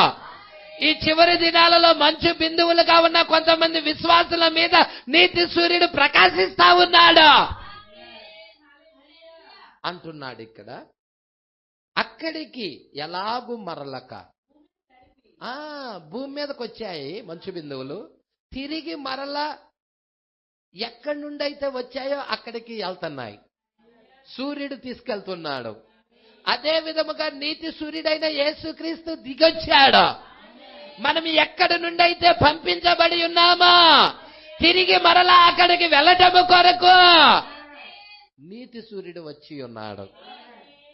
వర్షం వచ్చి ఉన్నది. వర్షమా పాస్టర్ గారు? అవును, వర్షం వచ్చి ఉన్నది. భూమిని తడిపి విత్తువాడికి విత్తనము. అవునా? ఇది రైతులు విత్తినప్పుడు ఆహారము అనేకులకి ఉపయోగకరంగా ఉంటది, జీవాన్ని ఇస్తా ఉంటది. మరి ఈ వాక్యాన్ని మోసుకెళ్తున్న అనేకులు జీవాన్ని ఇస్తా ఉంటారు. ఎంతమందికి తెలుసు? రోగులకు ఔషధముగా వర్తమానము వెలుగు, అనేకులకి గ్రుడ్డి వారికి చూపివ్వటానికి, అనేకులకి ఇది జీవమై ఉన్నది. ఈ వాక్యమే జీవమై ఉన్నది. ఇది మనల్ని బ్రతికించేదై ఉన్నది. భౌతిక సంబంధమైన ఆహారము ఒక మాదిరి, నీడది నిజ ఆహారం ఉన్నదని చూపిస్తుంది. ఆత్మ సంబంధమైన ఆహారము నిజ ఆహారం ఉన్నదని చూపిస్తుంది.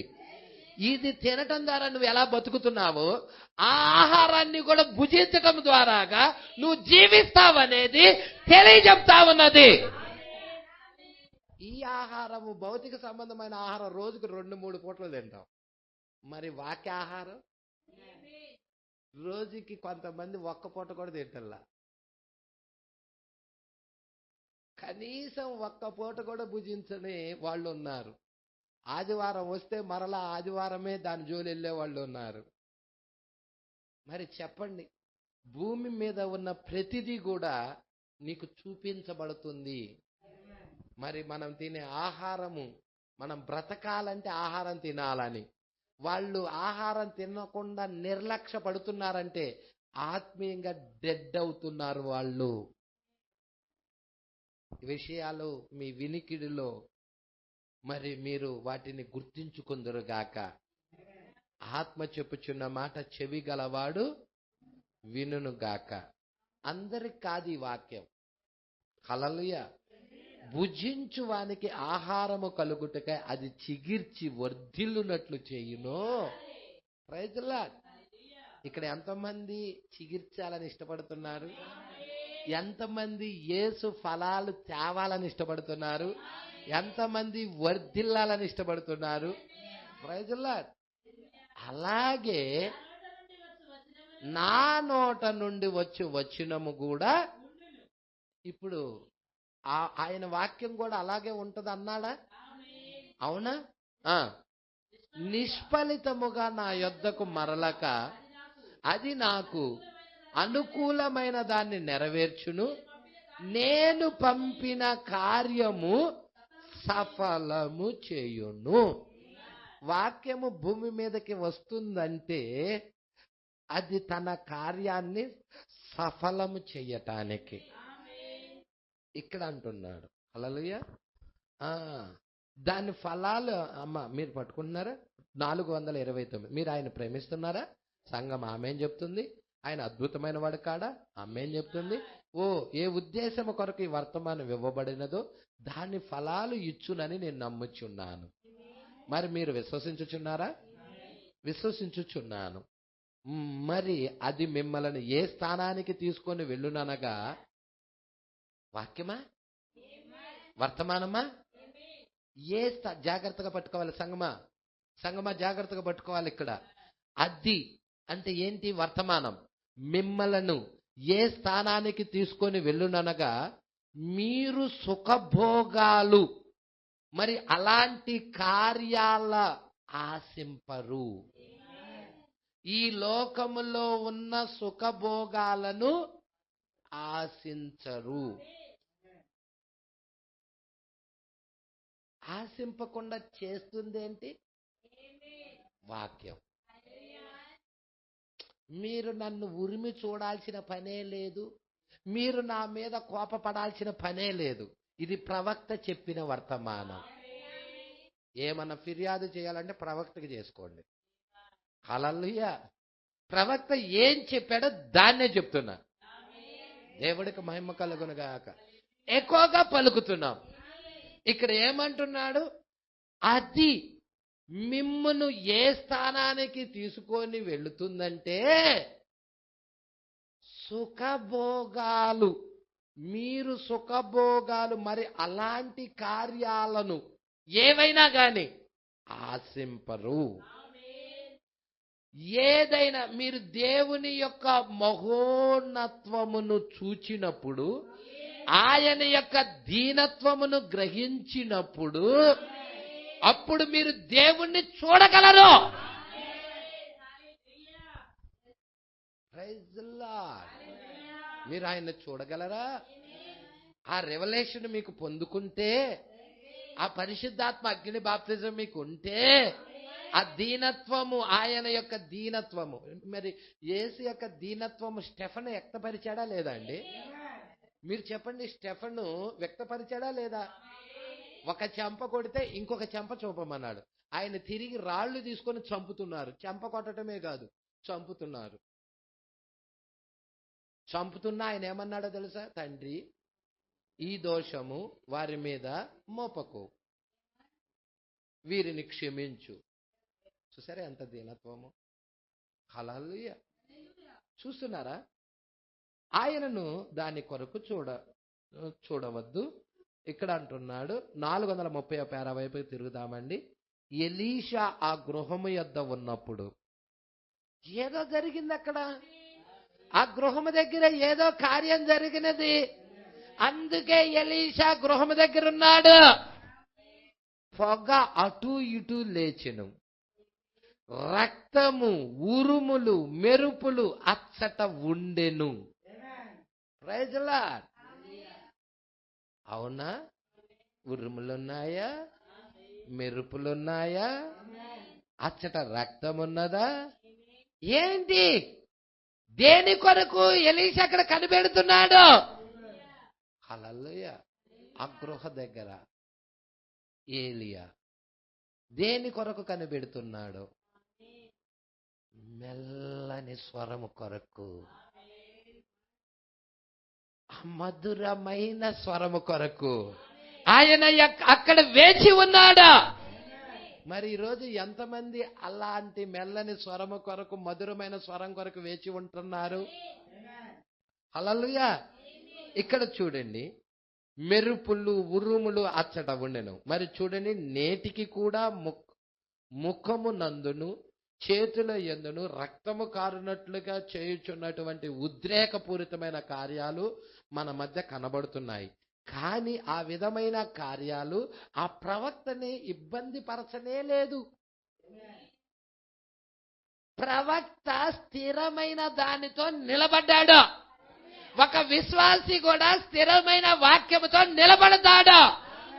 ఇటు అటు కొట్టుకుపోయేవాడు కాడు. అటు పరిగెత్తేవాడు కాదు, ఇటు పరిగెత్తేవాడు కాడు. ఒక స్థిరమైన పునాది మీద నిలబడి, వాక్య ప్రత్యక్షత మీద నిలబడి, ఆత్మీయ జీవితాన్ని కట్టుకొని దేవుడితో నడిచేవాడు విశ్వాసి. అటు ఇటు పరుగులెత్తే వాళ్ళు కాదండి. జాగ్రత్తగా పట్టుకోండి. ఇక్కడ అంటున్నాడు, ఆ విధమైన కార్యాలు ప్రవక్తను ఇబ్బంది పరచనే లేదు. మరియు ఒక మెల్లని స్వరము విను వరకు అక్కడ పడుకొని ఉన్నాడు అతను, వేచి ఉన్నాడు అతడు. వాక్యము అదేమిటి? ఆ మెల్లని స్వరము ఏమిటి? వాక్యము. వాక్యం ఆ వ్యక్తితో మాట్లాడుతుందా? వాక్యం ఆ వ్యక్తితో సహవాసం చేస్తుందా? వాక్యము అతనితో నడుస్తుందా? మరి ఈ రోజు వాక్యము కొరకు ఎంతమంది ఆశ కలిగి ఉన్నారు? ఆ మెల్లని స్వరము కొరకు ఎంతమంది వేచి ఉన్నారు? నీ జీవితం వాక్యంలో కనపడతలేదా? నువ్వు ఒక విశ్వాసివైతే ప్రవక్త స్థానంలో పెట్టుకో. విశ్వాసి కాకపోతే అటు ఇటు లగెత్తే వారి గుంపులో పెట్టుకో. Praise the Lord. చాలా మంది ఉన్నారు. దేవుడికి మహిమ కలుగునుగాక. వాక్యము స్థిరముగా నిలబడాలి. ప్రవక్త నిలబడ్డాడు అక్కడ మెల్లని స్వరము కొరకు. హల్లెలూయా. అక్కడ పడుకొని ఉండేను వాక్యము. అప్పుడు అతడు తన ముఖమును కప్పుకొని మరి నడిచి వెళ్ళెను. చూడండి, దానిలో ఉన్న కార్యం అదే. హల్లెలూయా. గుర్తించుకోండి సహోదరుడా, పెద్ద పెద్ద గొప్ప గొప్ప వాటి కొరకు చూడద్దు. అక్కడ ఆయన మంచి స్పీకరు, అక్కడికి వెళ్తేనే ఎత్తబాటులోకి వెళ్తాము, లేతే లేదు. చూడద్దు. నువ్వు ఉన్న స్థలములో నిలబడి దేవుడికి ప్రార్థన చేయి. నీకు దేవుడికి వ్యక్తిగత విషయమై ఉన్నది అది. హల్లెలూయా. పెద్ద గొప్ప గొప్ప వాటి కొరకు చూడద్దు. దేవుడు గొప్ప కార్యాలు సంభవింపబోవునని చెప్పాను. అది ఇది అది లేదా ఇతర గొప్ప కార్యాలు సంభవించు కాలము వచ్చునని మీరు చెప్పుచున్నారు. నేనేమి చెప్పుచున్నానో మీరు గ్రహించుచున్నారని నేను నమ్ముతున్నాను. హల్లెలూయా. పెద్ద గొప్ప కార్యాలు చూసారా? అప్పుడు ఇది నెరవేరినప్పుడు అది ఈ విధముగా గొప్ప పెద్ద కార్యము ఉండును కదా అనుకుంటారు.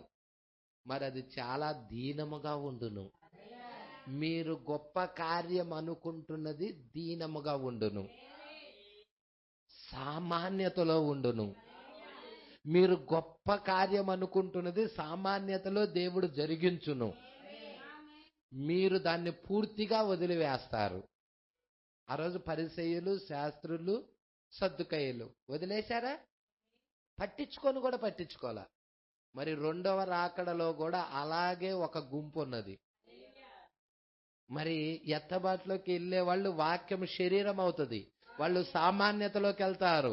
వాళ్ళు చాలా దీనత్వము కలిగి ఉంటారు. వాళ్ళు అటు ఇటు లగెత్తే జనులు కాదు. వాళ్ళు అక్కడ ఎలీషా ఏ విధముగా గృహ దగ్గర కనిపెట్టి ఉన్నాడో అలాగో ఉంటారు వాళ్ళు. Praise the Lord. వాళ్ళు పరుగులు తీసేవాళ్ళు కాదు. దేవుడికి మహిమ కలుగును గాక. అందుకే అంటా ఉన్నాడు, జాగ్రత్తగా పట్టుకోండి. మరి చాలా దీనముగా ఉండను, మీరు దాన్ని పూర్తిగా వదిలేస్తారు. అయితే అది నెరవేరుచూ పోవుచుండును. మీ మధ్య అది నెరవేరుతా ఉంటది, వారి మధ్య అది నెరవేరుతూ పోతా ఉంటది. అయితే వాళ్ళు దాన్ని కనుగొనలేరు. మరి మీరు వెనుదిరిగి మరి చెప్తారు, సరే అది సంభవింపలేదేంటి అని. అయ్యా, ఆయన రాకడికి ముందుగా ఏలియా రావాలి కదా. మరి మొదటి రాకల్లో చెప్పలా? ఎంత సామాన్యతగా ఉంది. యేసు చెప్పాడు, ఆయన వచ్చాడు కూడా వెళ్ళిపోయాడు. అలా అంత సామాన్యతగా వధువు ఉంటది. రాకడ చాలా మంది మిస్ అయిపోతారు. Praise the Lord. దేని మీద మన దృష్టి పెట్టాలో ప్రవక్త ఈ చివరి మాటల్లో మాట్లాడుతున్నాడు. మనము పెద్ద పెద్ద వాటి మీద దృష్టి పెట్టద్దని వ్యక్తిగతంగా నువ్వు గదిలో కూర్చొని ప్రార్థించమని కోరుతున్నాడు. దేవుణ్ణి కలుసుకోవటానికి ఆ మెల్లనైన స్వరము వినటానికి ప్రయత్నించమంటున్నాడు. దేవునితో వ్యక్తిగత అనుభవం ఉండాలంటున్నాడు. Praise the Lord. ఈ వర్తమానము మనల్ని ఎంతో దిద్దేదై ఉన్నదండి. మన బ్రతుకులను బాగు చేసేదై ఉన్నదండి. ఇక్కడ ఆ కార్యాలు జరిగిపోయి ఉండును, అది నెరవేరుచు కొనసాగిపోయుచున్నది. అతి సామాన్యమైనదిగా ఉండుట వలన దాన్ని వారు గ్రహించలేకపోయారు. అర్థమైనదా? భూమి మీద జనులు ఎందుకు గ్రహించలేకపోయారు? అది అతి సామాన్యమైనదిగా ఉన్నది. మొదటి రాకడలో యేసు ఎలా సామాన్యతలో వచ్చాడో, రెండవ రాకడలో అదే యేసు వధువులో ఉండి, వధువు ఈరోజు సామాన్యతలో ఉండటం ద్వారాగా ఆ కార్యాలు జనులు చూడలేక తొట్రుపడతారు. దేవుడు గొప్పగా తనను బయలుపరుచుకొనుటకు సామాన్యతలో జీవించును. చూసారా? ఆయన గొప్పగా చేయునది ఏంటి? ఆయనను తాను సామాన్యునిగా చేసుకున్నటయే ఆయన గొప్పగా చేసింది. Praise the Lord. ఈరోజు వధువా, నువ్వు సామాన్యతలో ఉండినప్పుడు మాత్రమే నువ్వు గొప్పగా అవుతావు. హల్లెలూయా. మీరు చూసారా, సామాన్యతలో ఒక వ్యక్తి రాకుండా గొప్ప అవ్వలేడు ఆ వ్యక్తి, మహిమ పరచబడలేడు ఆ వ్యక్తి, తృణీకరించబడకుండా, త్రోసివేయబడకుండా ఆ వ్యక్తి, నిందించబడకుండా, అపహసించబడకుండా, గేలి చేయబడకుండా ఆ వ్యక్తి మరి మహిమపరచబడలేడు. చూడండి, ప్రవక్తల చరిత్ర అంతా చూడండి, యేసుక్రీస్తు జీవిత చరిత్ర కూడా చూడండి. త్రోసివేయబడ్డాడు, తృణీకరించబడ్డాడు, నిందించబడ్డాడు, అపహాసము చేయబడ్డాడు. అలాగుంటది వధువు పరిచర్య కూడా. Praise the Lord. ఒక పెద్ద గొప్ప వ్యక్తి తన్ను తాను సామాన్యునిగా చేసుకోలేడు. ఇంపాసిబుల్. చేసుకోగలడా? చేసుకోలేడు. తనను హోదాగా, వైభవముగా ఉండవలెను. అతడు ఎలా ఉంటాడంటే హోదాగా, వైభవంగా ఉండాలనుకుంటాడు. అయితే అతడు ఇంకనూ పెద్ద గొప్ప వ్యక్తి కాలేదు. హల్లెలూయా. అతడు గొప్ప వ్యక్తి అవ్వాలంటే అతడు తన్ను తాను తగ్గించుకొని కిందకి రావాలి, కిందకి దిగాలి.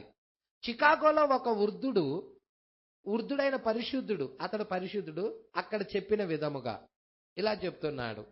ఆ వ్యక్తి విద్యావంతుడనే భావముతో పైకి ఎక్కి కిందకి దిగుచూ వచ్చినప్పుడు అపజయము పొందిన వాడై తలను దించుకొని వెలుపలికి నడుచుకుంటూ వెళ్ళెను.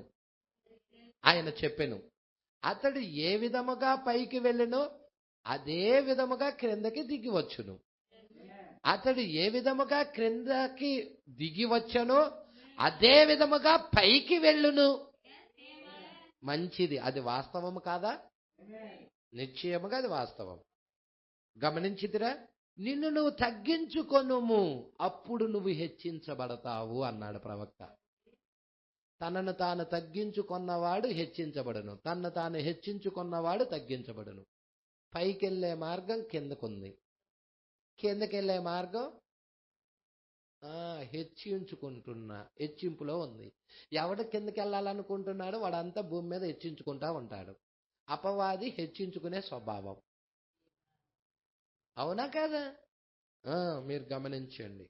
ఇక్కడ అంటున్నాడు 435, నిన్ను నువ్వు తగ్గించుకొనుము, దీనుడవై ఉండుము. ఎంతమంది తగ్గించుకోవటానికి ఇష్టపడుతున్నాడు? ప్రవక్త చెప్తున్న చివరి మాటలు జాగ్రత్తగా పట్టుకోండి. నిన్ను నీవు తగ్గించుకొనుము. వర్తమానము ప్రవక్త చెప్పాడండి. నిన్ను నువ్వు తగ్గించుకొనుట బుక్ కూడా చెప్పాడు. ఇంపార్టెంట్ అయిన వర్తమానం, ఎత్తబాటుకు తీసుకెళ్లే వాక్యం. మస్ట్ అండ్ షుడ్గా చదవండి అది. Praise the Lord. నిన్ను నువ్వు తగ్గించుకొనుము, దీనుడువై ఉండుము. ఎందుకు వధువుకి ఈ హెచ్చరికలు చేస్తున్నాడు? మనం దీనత్వములో ఉండాలని. హల్లెలూయా. వింతగా ఉండుటకు ప్రయత్నించొద్దు, యేసును ప్రేమించుము. ప్రభువా, నా హృదయములో ఏదైనా కపటం ఉన్న ఎడలా, నా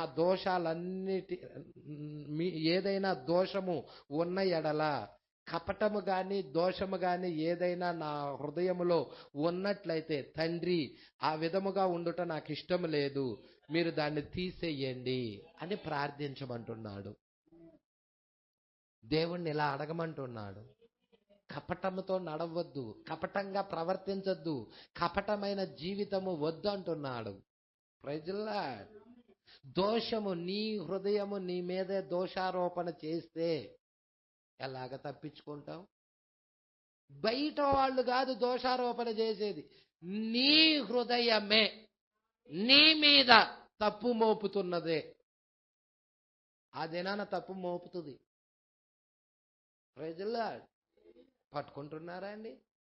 కాబట్టి ప్రభువా, ఆ దోషం తీసేయి ప్రభువా అని ఈ దేవుడికి సమర్పించుకో.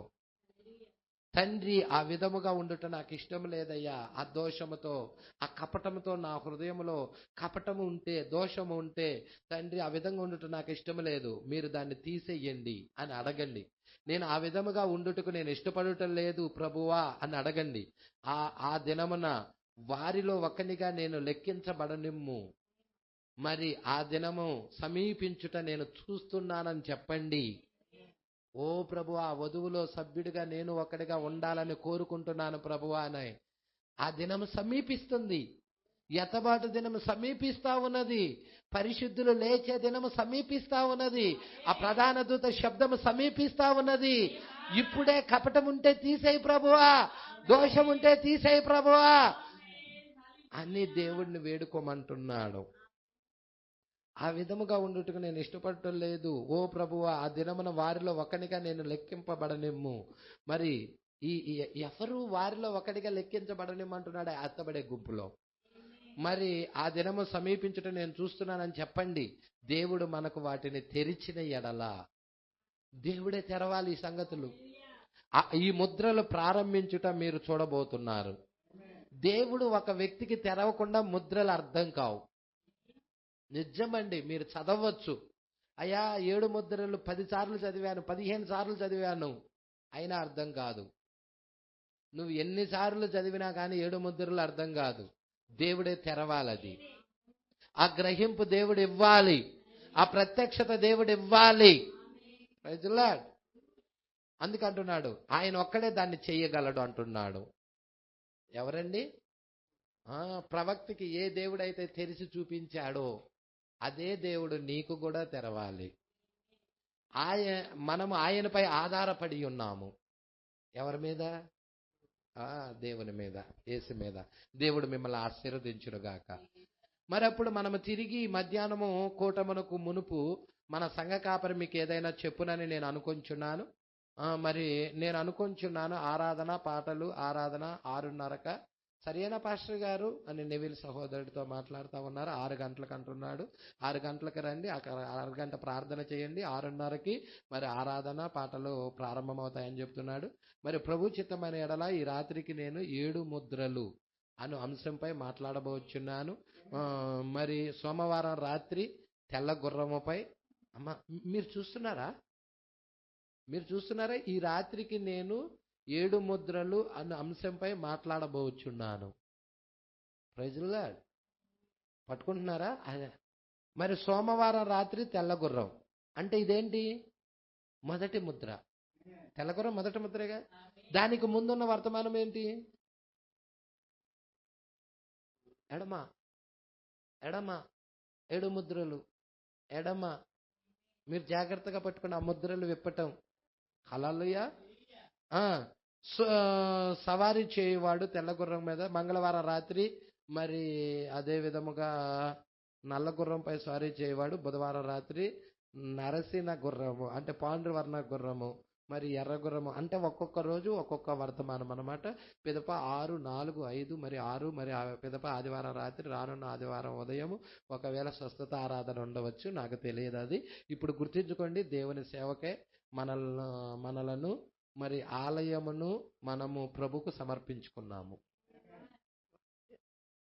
ఏంటి ఆలయం? మీ దేహం అనే ఆలయం. మరి ఎవరికి సమర్పించాలి? దేవునికి. మన ప్రభువుకు సమర్పించి ఉన్నాము. ప్రభువు మిమ్మల్ని ఆశీర్వదించునుగాక. ఈ 4 గోడలను కాదు సమర్పిస్తుంది, ఇదే ఆలయం. మనమే దేవుని ఆలయము. మరి మనల్ని మనం దేవుడికి సమర్పించుకోవాల్సిన వారమై ఉన్నాం. నేను 1 గంట ఆలస్యముగా వచ్చి ఉన్నాను, మీరు నన్ను మన్నించగలరా? సంఘం ఆమేన్ చెప్తా ఉన్నది. నేను ఆ విధముగా చేయవాలని అనుకోవటం లేదు. అయితే చూడండి, నేను ఈ వారమంతయు మీతో నుండి అటు పిదప నేను వదిలిపోవచ్చున్నాను. మరి నేను ఎక్కడికి పోవచ్చున్నానో నాకు తెలియదు. ఆయన ఎక్కడికి నడిపించినో అచ్చటికి వెళ్తున్నా. నేను నాకు వీలైనంత వరకు ప్రతి ఒక్క నిమిషము మీతో ఉండవాలని నేను కోరుచున్నాను. ఎలాగనగా నిత్యత్వము, ఎటర్నిటీ మీతో హెచ్చించవాలని నేను కోరుచున్నాను. ఏంటి పాస్టర్ గారు ఇది నిత్యత్వమా? ఈ 7 ముద్రలు ధ్యానం చేయటం నిత్యత్వమా? ఈ 7 ముద్రలు ఈ వారం అంతా నిత్యత్వంతో గడపడానికి ఇష్టపడుచున్నాను. ఎటర్నిటీ పట్టుకుంటున్నారా మీరు? ఎలా అనగా నిత్యత్వము మీతో హెచ్చింపవాలని నేను కోరుచున్నాను. దేవుడు మిమ్మల్ని ఆశీర్వదించునుగాక. ఇప్పుడు సహోదరుడు నెవిల్కి ఈ పరిచర్య అప్పచెప్తున్నాను. హల్లెలూయా.